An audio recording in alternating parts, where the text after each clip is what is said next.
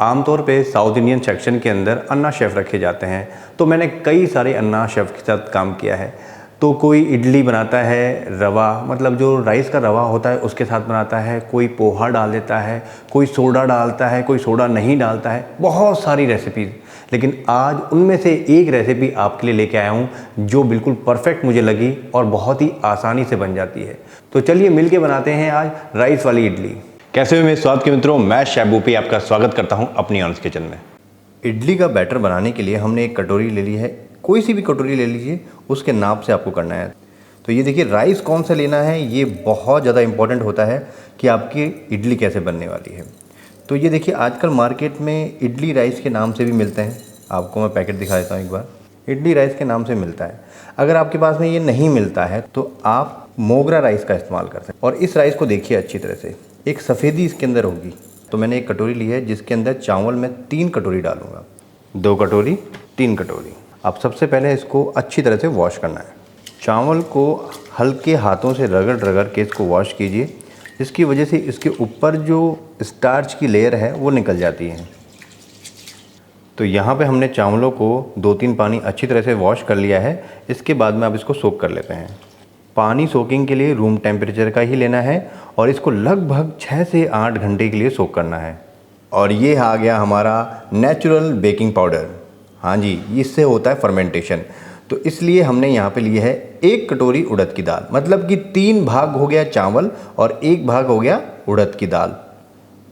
1 छोटा चम्मच मेथी दाना। मेथी दाना से फर्मेंटेशन में मदद मिलती है, साथ ही साथ में ये डाइजेशन करने में भी अच्छा रहता है। अब ये गया पानी और अच्छी तरह से इसको 1-2 पानी वॉश कर लीजिए। तो चावल की तरह इसको भी हम सोक कर लेंगे लगभग 6 से 8 घंटे के लिए। अगर आप 8 घंटे नहीं करना चाहते हैं तो मिनिमम 6 घंटे तो आपको करना ही चाहिए। एक बात मैं आपको बता देता हूँ, यहाँ पे कोई शॉर्टकट नहीं चलेगा कि आप हल्का गुनगुना पानी डाल दीजिए या फिर गर्म पानी डाल दीजिए, उससे सोकिंग नहीं होती है अच्छी, दाल पक जाएगी, सोक नहीं होएगी।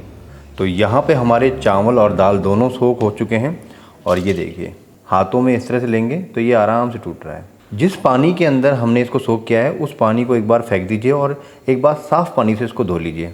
उसी तरह से ये जो दाल का पानी है इसको भी हम फेंक देंगे और एक बार फ्रेश पानी से इसको धो लेंगे। तो यहाँ पे हमने इसको अच्छी तरह से वॉश कर लिया है और ये देखिए चावल कैसे मोती की तरह लग रहे हैं, बिल्कुल सफ़ेद। तो अब बारी आती है इसको पीसने की। अभी आपके दिमाग में एक सवाल आ रहा होगा कि आपने अलग अलग सोक क्यों किए, तो उसका जवाब मैं आपको दे रहा हूँ थोड़ी देर में। तो यहाँ पे क्या करना है, चावलों को कैसे पीसना है, सबसे इम्पॉर्टेंट पार्ट यही है। यहाँ पे चावल मैंने डाल दिया इसके अंदर।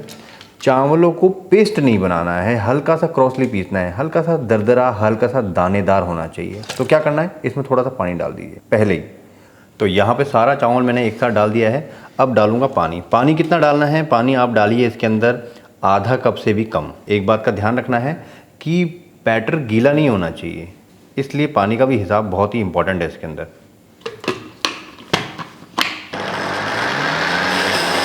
तो यहाँ पे हमारे चावल की पिसाई हो गई है। तो चावल की पिसाई बहुत इंपॉर्टेंट है, यहाँ पे देख लीजिए आप, हाथ लगाइए इस तरह से, महसूस होने चाहिए दाने अच्छी तरह से, ये देखिए। और ये इस चावल की खास बात है कि इसमें दाने इसी तरह से रहते हैं, बहुत इंपॉर्टेंट है, तभी हमारी इडली सही बनेगी, उसमें हवा सही ढंग से फर्मेंट होगी।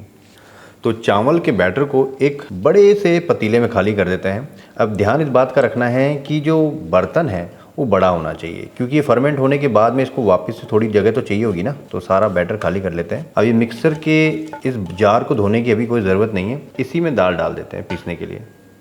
दाल की जो ग्राइंडिंग है वो बिल्कुल अलग है, चावल से बिल्कुल उल्टी, मतलब इसको बिल्कुल फाइन पेस्ट करना है। तो यहाँ पर आपको जितना रिक्वायर्ड हो उतना ही पानी डालना है।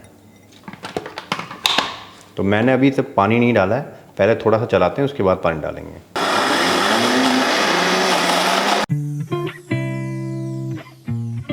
तो यहाँ पे दाल की भी पिसाई हो गई है बढ़िया सी। और ये देखिए दाल अब चावल के बिल्कुल विपरीत, बिल्कुल सॉफ्ट, लग ही नहीं रहा है कि दाल भी थी, ऐसी ही होनी चाहिए। और ये देखिए कितनी गाढ़ी है, कम से कम पानी का इस्तेमाल किया है मैंने यहाँ पे।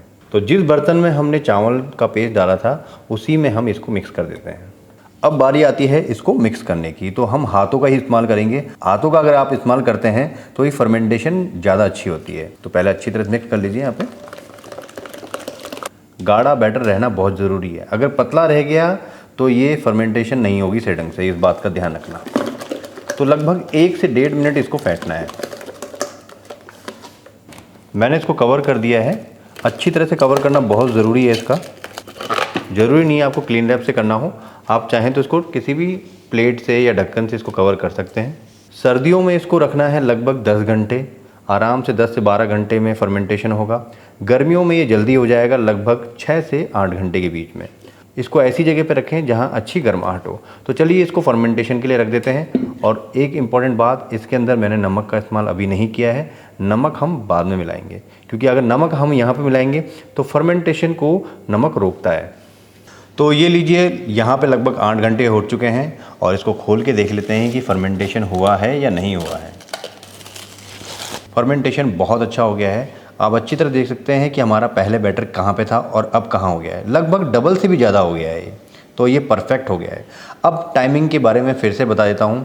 टाइमिंग डिपेंड करती है आपका वहाँ पे वेदर कैसा है, जहाँ आप बना रहे हो और किस जगह आप रख रहे हो। तो चलिए देखते हैं कि कितना फर्मेंट हुआ है। और यहाँ पे देखिए, इसको बहुत ध्यान से काटना होता है। ये देखिए इतना गजब का मतलब ये फर्मेंटेशन हुआ है, वो भी बिना सोडे के। और एक चीज़ आपको और बता देता हूँ, अगर आपको एक बार में इडली नहीं बनानी हो तो क्या करना है आपको करना है कि जितने हिस्से की आपको इडली बनानी है उतना हिस्सा निकाल के बैटर अलग कर लीजिए। बाकी को मिक्स नहीं करना है, बाकी को पैक करके वापस अपने फ्रिज में रख दीजिए और कम से कम 5-6 दिन तक आप इसका इस्तेमाल कर सकते हैं। अब यहाँ पे इसको ऐसे घुमाना नहीं है तेज़ी से कि पूरा इसकी हवा निकालनी है। इसको एक ही दिशा में घुमाना है, चाहे आप इधर घुमाइए चाहे इधर घुमाइए, एंटी क्लॉकवाइज या क्लॉकवाइज, आप पे डिपेंड करता है। और ये कितना पतला है ये तो हमको देखने के बाद पता लगेगा। तो देख लेते हैं इसको हल्के हल्के हाथों से। ये देखिए बहुत गजब का फर्मेंटेशन आया है। ये देखो, यहाँ नमक डालते हैं स्वाद के अनुसार। नमक हमने पहले नहीं डाला था, अगर नमक पहले डाल देते तो इसका फर्मेंटेशन होने में दिक्कत आती है, क्योंकि नमक फर्मेंटेशन को रोकता है, प्रिवेंट करता है।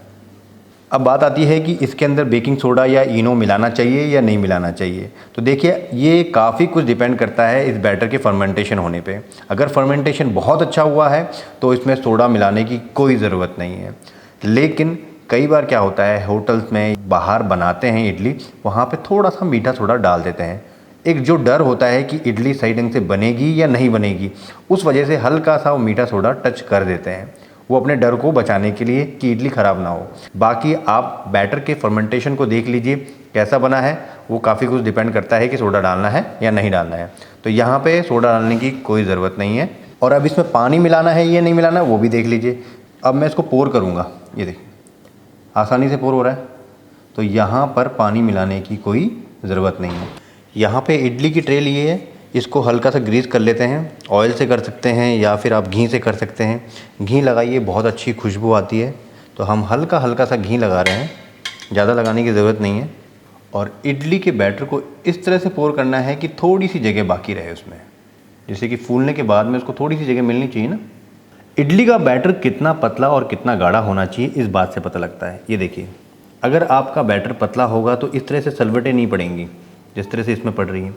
अब हल्की सी सलवट पड़नी चाहिए, हल्की, ये नहीं कि बहुत ज़्यादा सलवट पड़े तो बहुत ज़्यादा गाढ़ा हो जाएगा। अब हल्का सा टैप करना है इसको, हल्का सा देखिए ऐसे करके चारों तरफ से फैल गया। और जैसे ही हमने इसको हल्का सा टैप किया और ये सलवटें बिल्कुल कम हो गई, बिल्कुल ना के बराबर। इतना ही गाढ़ा होना चाहिए बैटर। तो यहाँ इडली स्टीमर में हमने पहले से पानी डाला हुआ था और इसके अंदर उबाल आ रहा है। उबलते पानी में ही हमको इडली लगानी है, इस बात का ध्यान रखना। एक दूसरी बात कि आप पानी के अंदर थोड़ा सा विनेगर डाल दीजिए। विनेगर डालने की वजह से जो पानी का जो निशान बनता है सफ़ेद सफ़ेद सा, वो नहीं बनेगा, फ्लोराइड वाला। तो उबलते हुए पानी में हमने यहाँ पे इडली के ट्रे सेट करनी है, बिल्कुल आराम आराम से रखना है।